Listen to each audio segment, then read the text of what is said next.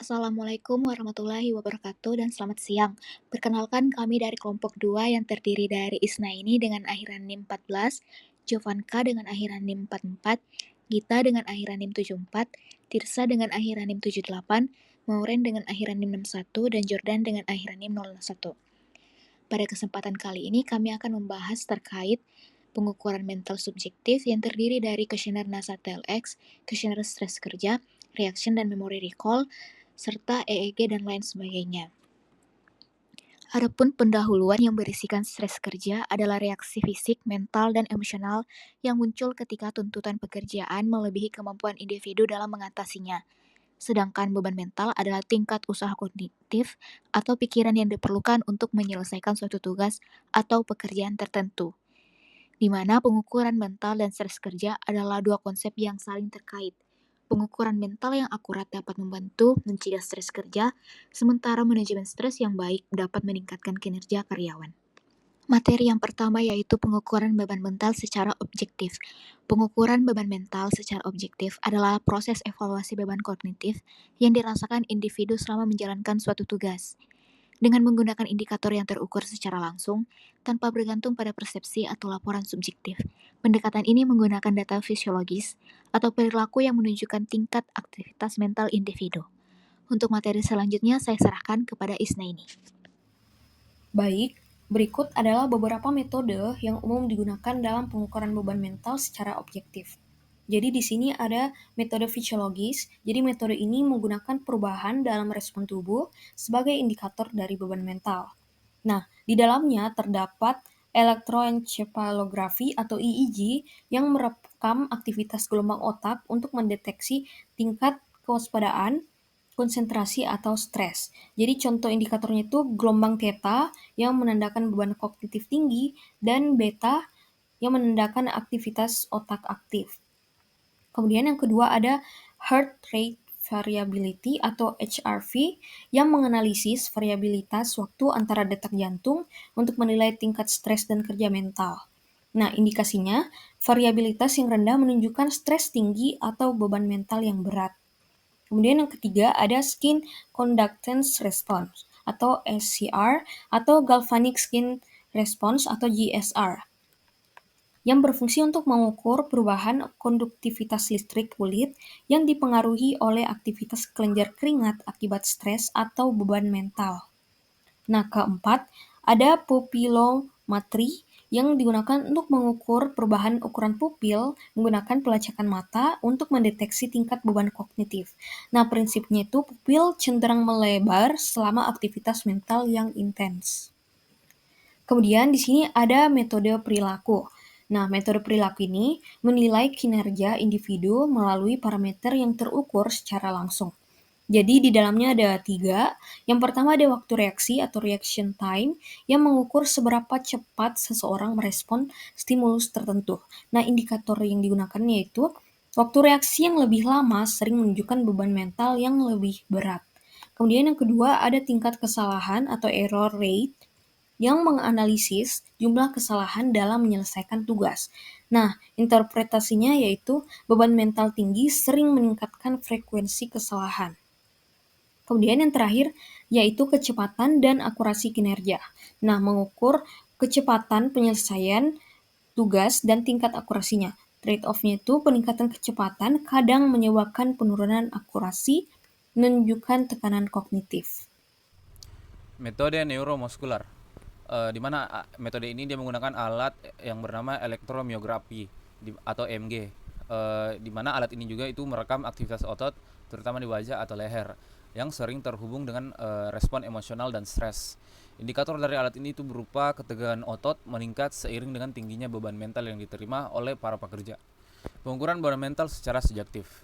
Pengukuran beban mental secara menggunakan metode subjektif merupakan pengukuran beban kerja berdasarkan persepsi subjektif dari para pekerja. Metode pengukuran subjektif merupakan cara termudah untuk memperkirakan mental workload pada pekerja dalam menampilkan tugas-tugas tertentu.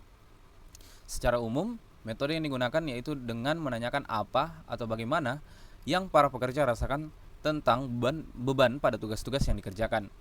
Metode subjektif seperti rating scale lebih mudah dalam proses administrasi dan lebih dapat diterima oleh pekerja yang diminta untuk mengerjakan rating scale tersebut. Selain itu juga dapat digunakan kuesioner dan interview, yang mana metode-metode pengukuran subjektif juga bisa dikategorikan menjadi metode self-report. Pada pengukuran beban kerja mental secara subjektif, pertama mari kita bahas metode Modified Cooper-Harper atau MCH. Metode ini dirancang untuk menganalisis beban kerja, baik fisik maupun mental, yang dialami oleh pekerja dalam menjelaskan tugas-tugas mereka. MCH sangat relevan untuk pekerjaan yang melibatkan aktivitas kompleks, di mana evaluasi beban kerja diperlukan agar efisiensi dan kesehatan pekerja tetap terjaga. Metode ini dikembangkan oleh Wille dan Casali dan menawarkan kerangka analisis yang berbasis pada 4 faktor utama. Di antaranya, pertama itu penyesuaian kecukupan kebutuhan. Faktor pertama adalah memahami kebutuhan pekerjaan yang harus dipenuhi agar operator atau pekerja dapat menjalankan tugasnya secara efektif. Ini melibatkan analisis apakah pekerja memiliki alat, dukungan, atau lingkungan kerja yang memadai. Kedua, karakteristik pekerjaan. Faktor kedua adalah mengenali sifat tugas yang harus diselesaikan. Apakah tugas tersebut lebih banyak menuntut kemampuan fisik, mental, atau keduanya? Faktor ini penting untuk memastikan bahwa pekerja diberikan tugas sesuai kapasitas mereka. Ketiga, pemenuhan kebutuhan operator. Faktor ketiga adalah fokus pada kebutuhan individu operator. Apakah kebutuhan ini dipenuhi untuk memastikan kenyamanan dan efisiensi dalam bekerja? Jika tidak terpenuhi, beban kerja dapat meningkat secara drastis. Terakhir itu adalah penilaian kategori beban kerja. Terakhir, MCH menawarkan cara untuk mengelompokkan pekerjaan ke dalam kategori tertentu berdasarkan tingkat beban kerja yang ditimbulkan. Hal ini memungkinkan manajer atau pengambil keputusan untuk memahami tingkat kesulitan suatu pekerjaan dan menentukan intervensi yang diperlukan. Secara keseluruhan, metode Modified Cooper-Harper atau MCH-nya adalah alat yang sangat berguna untuk mengidentifikasi beban kerja yang dihadapi pekerja, baik dari sisi teknis maupun mental, sehingga membantu organisasi dalam menciptakan lingkungan kerja yang optimal. Berikutnya yaitu metode Rating Scale Mental Effort atau RSME. Metode ini memiliki pendekatan yang sederhana namun sangat efektif untuk mengukur beban kerja mental secara subjektif. Dikembangkan oleh Gistra dan timnya, metode ini menggunakan skala tunggal untuk menilai tingkat usaha mental yang dirasakan pekerja. Penggunaan RSME cukup sederhana. Responden diminta memberikan penilaian pada skala 0 sampai 150, di mana angka tersebut mewakili intensitas usaha mental yang mereka rasakan saat menjelaskan tugasnya. Untuk mempermudah, metode ini dilengkapi dengan beberapa titik acuan atau anchor points yang memberikan deskripsi tentang berbagai tingkat usaha mental. Contohnya, itu mulai dari usaha yang dirasakan sangat besar hingga yang paling ringan yaitu tidak ada usaha sama sekali. Apa yang membuat metode ini sangat berguna adalah fleksibilitasnya. Dengan pendekatan subjektif, RSME dapat menggambarkan pengalaman mental pekerja secara langsung tanpa memerlukan alat ukur yang rumit. Hasil yang diperoleh dapat digunakan untuk mengidentifikasi tugas-tugas yang memerlukan terlalu banyak usaha mental. Sehingga, organisasi dapat membuat penyesuaian seperti membagi beban tugas, menyediakan pelatihan tambahan, atau memperbaiki desain pekerjaan. Dengan demikian, metode ini tidak hanya memberikan wawasan tentang beban kerja mental pekerja, tetapi juga menjadi alat penting dalam meningkatkan lingkungan kerja yang lebih sehat dan produktif. Baik, selanjutnya terdapat Subjective Workload Assessment Technique atau SWOT, di mana metode ini digunakan untuk menjawab pertanyaan bagaimana cara mengukur beban kerja dalam lingkungan yang sebenarnya. Metode SWOT ini menggunakan kuesioner yang menggambarkan beban kerja mental yang terdiri dari 3 faktor, yaitu time load, effort load, dan juga psychological stress load. Nah, kelebihan dari SWOT ini yaitu dia mudah digunakan, cepat, dan juga memberikan gambaran langsung tentang pengalaman individu terhadap beban kerja. Selanjutnya, terdapat metode NASA TLX atau Task Load Index, di mana metode ini digunakan untuk mengevaluasi tuntunan pekerjaan, terutama pada beban kerja mental.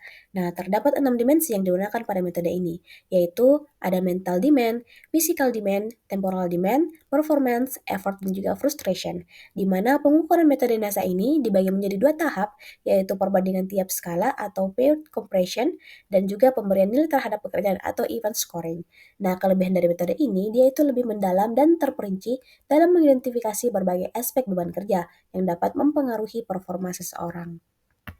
Selanjutnya, metode yang terakhir ialah Defense Research Against Workload Scale atau DRAWS, di mana teknik ini merupakan penilaian beban kerja multidimensional yang melibatkan responden untuk dilakukan penilaian secara subjektif melalui pertanyaan dari 4 variabel, yaitu input demand, central demand, output demand, dan juga time pressure.